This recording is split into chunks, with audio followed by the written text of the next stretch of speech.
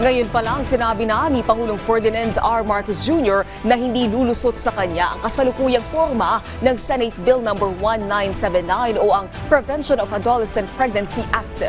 Ayon sa Pangulo, bagaman mahalaga ang pagtuturo ng reproductive health, panganib ng maagang pagbubuntis at human immunodeficiency virus sa mga kabataan, ikinagulat niya ang nilalaman ng bill.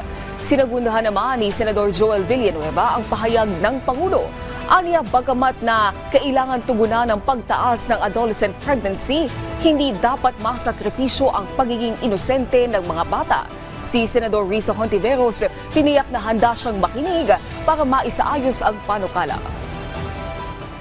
And I was shocked and I was appalled by some of the elements of that, because this is all this woke that they are trying to bring into our system.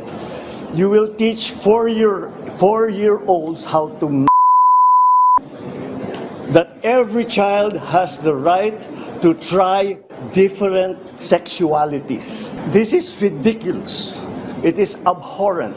It is a travesty of what sexual and sex education should be to the children. What about the parents? Wala na silang karapatan na silang mag-decide kung ano at kailan tuturuan yung bata. And I'm already guaranteeing, hindi pa napasa ito.